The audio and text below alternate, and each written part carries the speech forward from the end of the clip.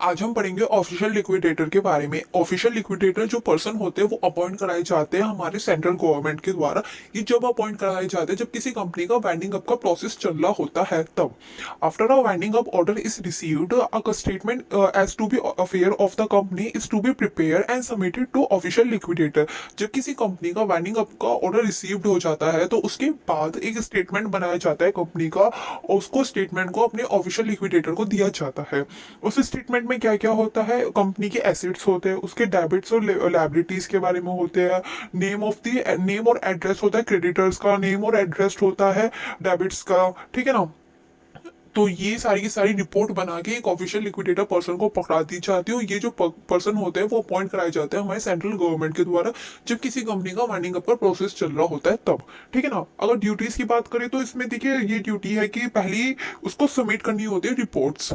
दूसरी ड्यूटी होती है उसकी कि वो कंपनी के जितने भी एसेट्स होते हैं उसके ऊपर टेक ओवर कर सकता है। तीसरी होती है कि उसको मीटिंग्स वगैरह के लिए देना पड़ता है क्रेडिटर्स को, कंट्रीब्यूटर्स को, क्योंकि भाई वाइंडिंग अप का प्रोसेस चल रहा है, कंपनी बंद होने वाली है, तो उस टाइम पे वो क्रेडिटर्स कंट्रीब्यूटर्स की मीटिंग्स वगैरह फिक्स करता है और सारी बातें वगैरह करता है कि किस तरीके से हिसाब किताब करके कंपनी को बंद करना है। ठीक है ना। टू कीप प्रॉपर बुक्स रखता है वो कंपनी के, और टू सबमिट अकाउंट्स, जो उसके अकाउंट्स वगैरह उनको चेक करता है, उनको सबमिट करता है रजिस्ट्रार के द्वारा कि भाई चेक करिए कि इन अकाउंट्स में कुछ वो तो नहीं है गड़बड़ी। अब हम बात करते हैं powers of A official liquidators. इसकी पावर्स को दो पार्ट में डिवाइड करा गया है, एक विद सैंक्शन एक विदाउट सैंक्शन। इसमें एक वर्ड पढ़ेंगे हम एनसीएलटी, इसका मतलब होता है नेशनल कंपनी लॉ ट्रिब्यूनल। अब हम सबसे पहले पढ़ते हैं with sanction. Power to be exercised with sanction of NCLT to institute और defend suits prosecutions except on the behalf and in the name of the company. Company के नाम पे या फिर उसके बिहाफ पे वो सूट्स वगैरह फाइल करा सकता है, इंस्टीट्यूट करा सकता है, ये उसके पास पहली पावर होता है। दूसरी पावर होता है कि वो सेल कर सकता है मूवेबल या फिर इमूवेबल प्रॉपर्टीज को प्राइवेट और पब्लिक प्लेस पे जैसे उसको कंफर्टेबल लगता है। ठीक है ना। तीसरा पावर होता है उसके पास कि वो राइज कर सकता है मनी को on on security of any assets. चौथा पावर होता है उसके पास to do all other acts as may be necessary to wind up of a company and to distribute assets.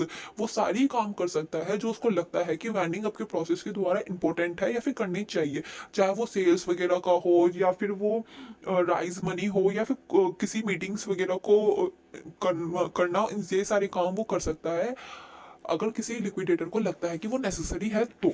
फिर बात करते हैं powers without sanction. Power without sanction में इसके पास पहली पावर है कि वो किसी एजेंट वगैरह को अपॉइंट कर सकता है। एजेंट को बेसिकली अपॉइंट इसलिए कराते हैं कि अकाउंट्स वगैरह चेक करने के लिए, कोई घोटाला तो नहीं, ये सब चेक करने के लिए एजेंट को वो अपॉइंट कर सकता है। दूसरी पावर होती है इसके पास to draw accept make and bill of exchange on the name of the company. वो ड्रॉ कर सकता है, एक्सेप्ट कर सकता है, मेक कर सकता है bill of exchange on the name of the company. ठीक है ना।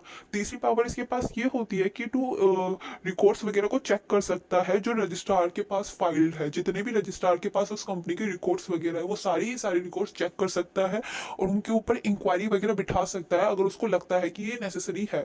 तो ये थी हमारी power of a official liquidator. हमने पढ़ा कि ऑफिशियल लिक्विडेटर क्या होता है, वो एक पर्सन होता है जो गवर्नमेंट के द्वारा अपॉइंट कराया जाता है, सेंट्रल गवर्नमेंट के द्वारा, और ये जब अपॉइंट कराया जाता है जब किसी कंपनी का वाइंडिंग अप हो रहा होता है।